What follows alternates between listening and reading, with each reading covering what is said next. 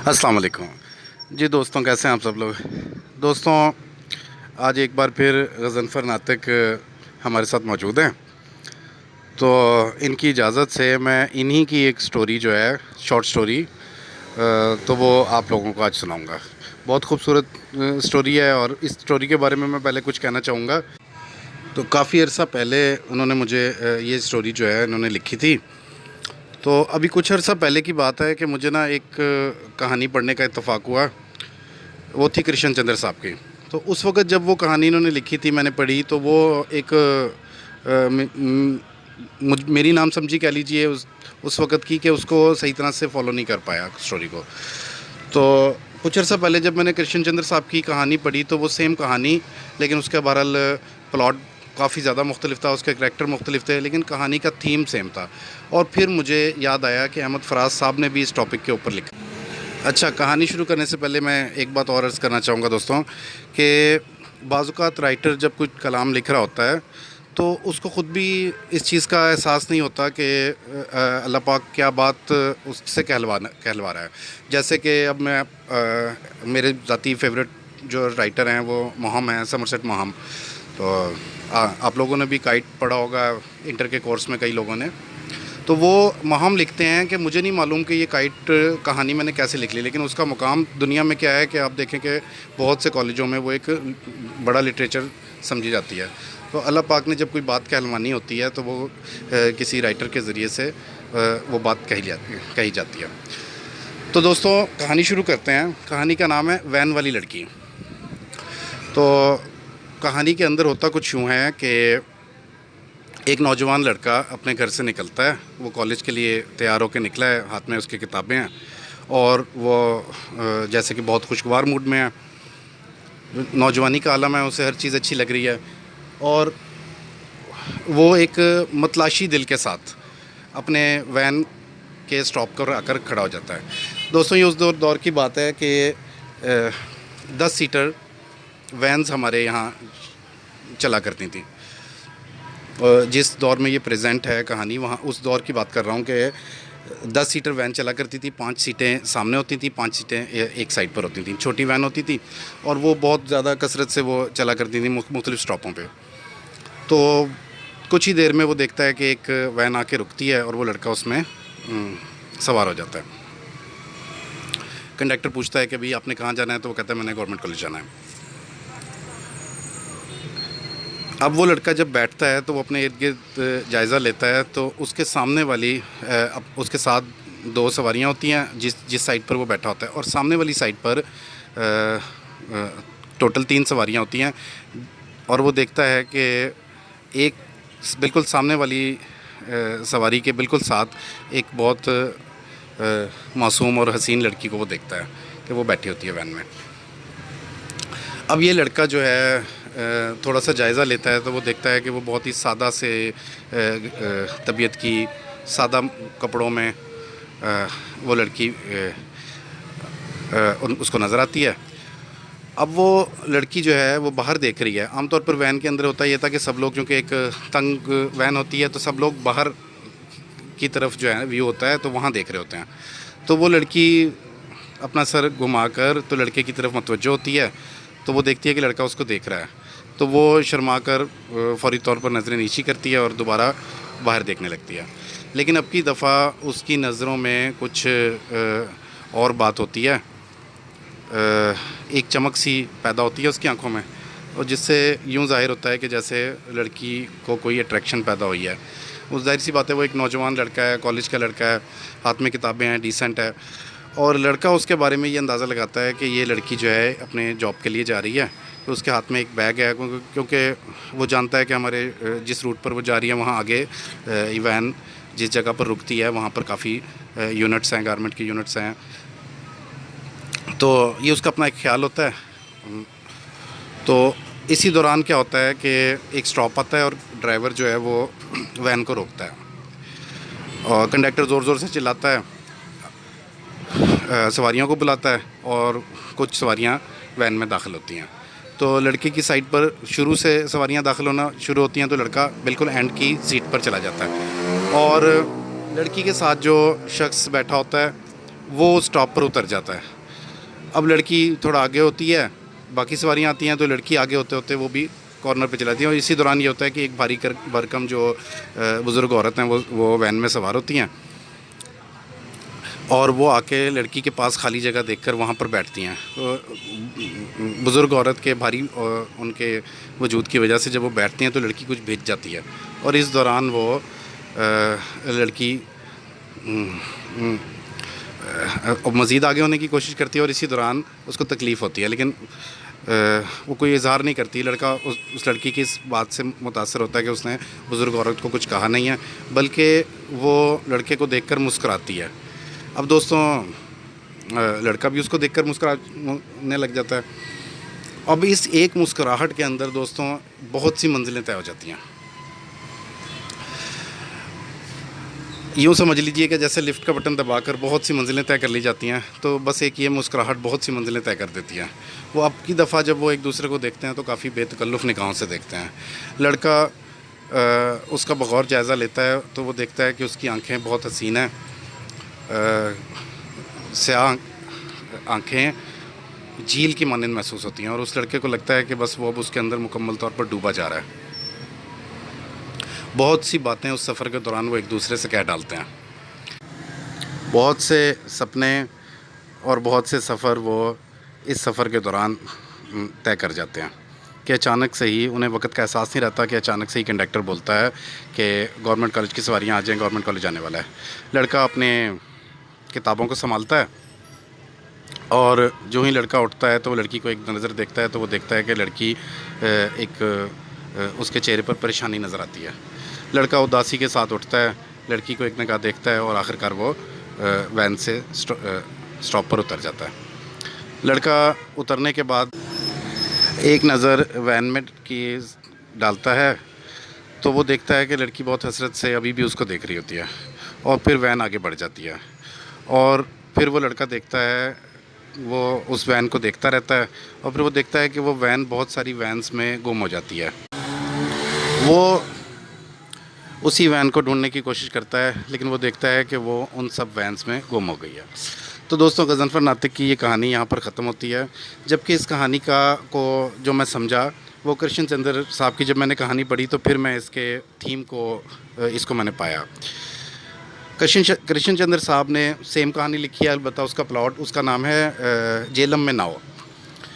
تو جس وقت وہ لڑکا, کہانی تقریباً سیم ہے, لیکن جس وقت وہ لڑکا ناؤ سے اتر جاتا ہے اور اپنے گھر کی طرف, اپنے گاؤں کی طرف جا رہا ہوتا ہے, تو وہ دیکھتا ہے کہ وہ ایک پگ ڈنڈی پہ ہے, جو کھیتوں کے درمیان راستہ ہوتا ہے پگ ڈنڈی پر ہے, اور اس کے بعد پھر وہ آسمان پہ دیکھتا ہے کہ وہاں پر تارے ہیں, بہت سے تارے ہیں, ان کا بھی ایک راستہ بنا ہوا ہے.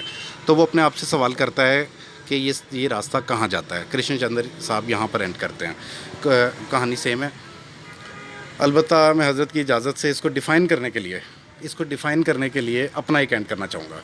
تو دوستوں اگر میں اس کہانی کا اینڈ کروں گا تو میں کچھ یوں کرتا کہ وہ آسمان کی طرف دیکھتا ہے, اور وہاں وہ ایک سورج کو دیکھتا ہے کہ جو کہ اپنی تقدیر کی راہوں پہ چل رہا ہوتا ہے. اب دوستوں غضنفر ناطق صاحب یہاں موجود ہیں, ہم ان کی اس سٹوری کے بارے میں, ان کے تھیم کے بارے میں ان سے بات کرنا چاہیں گے, لیکن اس سے پہلے میں نے فراز صاحب کا ذکر کیا تھا کہ انہوں نے بھی اسی طرح کی ایک پوئم لکھی ہے, اسی موضوع پر, اسی تھیم کے اوپر. تو میں وہ الفاظ سنانا چاہوں گا جی پہلے. تو فراز صاحب کہتے ہیں کہ عجب جنون مسافت میں گھر سے نکلا تھا, خبر تھی کیا کہ سورج کہاں سے نکلا تھا, یہ کون پھر سے انہی راستوں پہ چھوڑ گیا, ابھی ابھی تو عذاب سفر سے نکلا تھا, میں رات ٹوٹ کے رویا تو چین سے سویا, یہ دل کا زہر میری اشک تر سے نکلا تھا, وہ قیس جسے مجنوں پکارتے تھے فراز, تیری طرح کوئی دیوانہ گھر سے نکلا تھا. تو دوستوں میں سمجھتا ہوں کہ ایک پرانی کہانی یعنی جس دور میں اس دور میں لکھی گئی ہے, لیکن آج کل تو اس سے زیادہ ریلیونٹ ہے یہ والا ٹاپک. اور آج کل کے دور میں ہم دیکھتے ہیں کہ بہت سے لوگوں کے ساتھ یہ معاملہ پیش آتا ہے کہ وہ نفسیاتی طور پر انوالو ہو جاتے ہیں. تو میں حضرت سے یہ سوال کرنا چاہوں گا کہ آخر ایسا اگر کوئی فیلنگ آتی ہے کسی کو ایون کہ شادی شدہ لوگ اس وقت انوالو ہیں کیونکہ سہولت کا دور ہے تو وہ بھی ہو جاتے ہیں. تو ان کے لیے آپ اپنی اس کہانی کے تناظر میں کیا کہنا چاہیں گے کہ آخر ان کو اس کے لیے کیا سوچ اختیار کرنی چاہیے؟ اس کو شروع ہونے سے پہلے اس معاملے سے، یا اگر شروع ہو بھی جائے، کوئی انوالو ہو جائے تو اس کو پھر اس کے بعد کون سا علم ہے کہ جو ہمیں رہنمائی کر سکتا ہے؟ اچھا، میرے خیال سے بعض دفعہ کسی موضوع پہ بات کرنا اس کو الجھا دیتا ہے، وضاحت مبہم کر دیتی ہے چیزوں کو. تو جو آپ نے جس دور کی بات کی، ظاہر بات ہے اب چیزیں جو ہیں وہ میسر ہیں. جیسے پہلے گھروں میں PTCL ہوتا تھا، اب موبائل فون ہے، پھر موبائل فون میں آگے کئی فیچرز آ گئے جس میں واٹس ایپ ہے، ویڈیو کال دیگر ذرائع سے بھی ہو جاتی ہے. تو یہ چیزیں اب دستیاب ہو گئی ہیں. اب وہ جو تجسس آج سے کوئی 30-35 سال پہلے لوگوں کو تھا، وہ اب لوگوں کو اس طرح سے نہیں رہا ہے. پہلے مجھے لگتا ہے کہ چیز چونکہ دستیاب نہیں تھی تو زیادہ لوگوں کو کریز ہوتا تھا. اب لوگوں کو جیسے فیس بک ہے، آپ کو بہت سارے دوست مل جاتے ہیں، میل بھی فیمیل بھی، تو اب اتنی شدت رہی نہیں ہے. اگر ہم اپنے لوگ جو داستانیں ہیں جیسے ہیر رانجھا ہے اور دیگر اس طرح کی جو کئی 100 سال پرانی کہانیاں ہیں، تو اس میں آپ دیکھیں کہ اس دور میں یہ ملنا ملانا کتنا کام ہوتا ہوگا. تو اس میں بھی شدت بھی، وفا بھی. اب جس کو بہتر موقع ملتا ہے تو وہ پھر دوسرے کی طرف راغب ہو جاتا ہے. پہلا یہ گلا کرتا ہے جی مجھ سے بے وفائی ہوگی. ایک بڑا وہ دلچسپ میں نے کل کلپ دیکھا، چھوٹا سا تھا. وہ لڑکا یہ کہتا ہے کہ اگر میرے پاس پیسہ ہوتا تو میں تمہیں اٹھا کے لے آتا. تو لڑکی کہتی ہے کہ اگر تمہارے پاس پیسہ ہوتا تو میں خود ہی آ جاتی. تو یہ چیزیں اپنے اچھا، صحیح ہے. اصل میں بہت سے پریشانیاں پیدا ہو جاتی ہیں بعض معاملات میں، بہت سے گھریلو مسائل بھی پیدا ہوتے ہیں. جیسے میں نے شادی شدہ لوگوں کا بھی حوالہ دیا اور نوجوانوں کے ساتھ تو بہت زیادہ ہے. وہ دلی طور پر صدمے کا شکار ہوتے ہیں، چاہے میل ہوں فیمیل ہوں.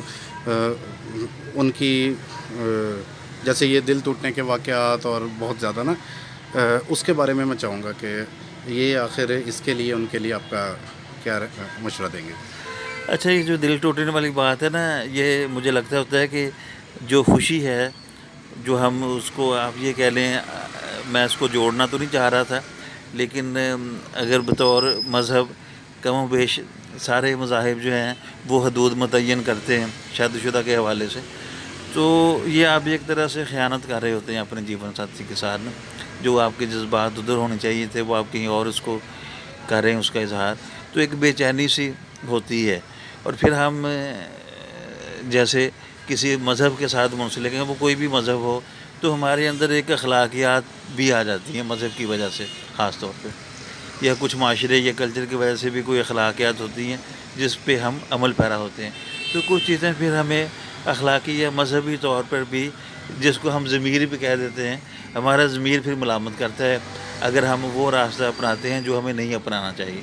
تو اس میں ظاہری بات ہے کہ اگر اس طرح کے بھی ہمارے جذبات ہیں اور ہمارا ضمیر بھی زندہ ہے، پھر بہت سارے معاملات کو ہمیں سوچ سمجھ کے اس طرف جانا چاہیے. اچھا، اب یہ جس ٹرانس میں آ جاتے ہیں، جو کیفیت طاری ہو جاتی ہے، تو اس سے ظاہر سی بات ہے کہ بہت سے مسائل پیدا ہوتے ہیں انسان کے. ایک دلی طور پر ایک طرف دل گیا ہوا ہے انسان کا، تو اپنی سماجی زندگی میں انسان ویسا نہیں رہتا. وہ ہر وقت ایک چیز کو سوچ رہا ہے یا اس قسم کے جذبے میں آ گیا ہے. تو میرے اس کے بارے میں آپ کیا کہیں گے کہ اس کو اپنے کن حالات زندگی کے بارے میں زیادہ اس کو فکر مند ہونا چاہیے؟ اچھا، اس میں تو دیکھیں کچھ چیزیں تو یہ بھی مجھے لگتا ہے کہ ہر مذہبی مانتا ہوگا اس بات کو. کچھ چیزیں اختیاری ہیں، کچھ غیر اختیاری ہیں.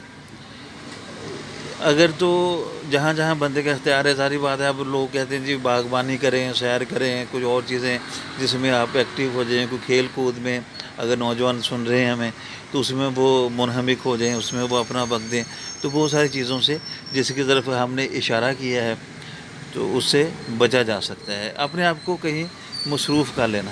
اب دیکھیں جتنے ذکر اذکار ہیں، اللہ کو ایک دفعہ بھی پکار لیں تو وہ سمیع و علیم ہے تو اسے سن جاتا ہے، لیکن جو تسبیحات بزرگوں نے پھر اپنے تجربات سے بیان کیے، 3 دفعہ یہ پڑھ لیں، 3 دفعہ یہ پڑھ لیں، وہ یہ ہے کہ اس کی کثرت ہو جاتی ہے، آدمی اس تسبیح میں مصروف ہو جاتا ہے۔ جو انسان خواب دیکھ رہا ہوتا ہے تو اس سے حقیقت کچھ مختلف ہوتی ہے معاشی لحاظ سے بھی، یعنی جو اگر وہ حقیقت کے بارے میں آپ کیا کہیں گے کہ وہ حقیقت سے کو دیکھ نہیں رہا ہوتا اس ٹائم خواب کی طرح؟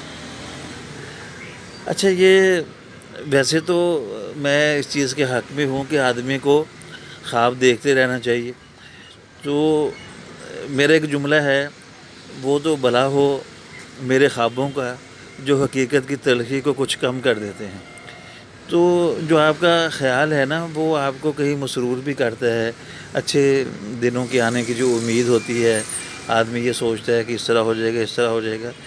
تو ہسپتالوں کی وارڈوں میں آپ دیکھیں کہ لوگ مرنا نہیں چاہتے، جینا چاہتے ہیں، انہیں کوئی نہ کوئی امید ہوتی ہے کہ ہم جی کے یہ کر لیں گے۔ حالانکہ بعض آپ دیکھیں گے کہ بڑے وہ سینئر سدھا ہوتے ہیں لوگ، ان کو بھی جینے کی آرزو ہوتی ہے کہ ہم ابھی نہ مریں، ابھی نہ جائیں دنیا سے۔ تو میرا خیال ہے کہ ہمیں اس پہ تو شاید نہیں بات کرنی چاہیے کہ خواب کو چھوڑ کے ہم اگر حقیقت میں آ جائیں۔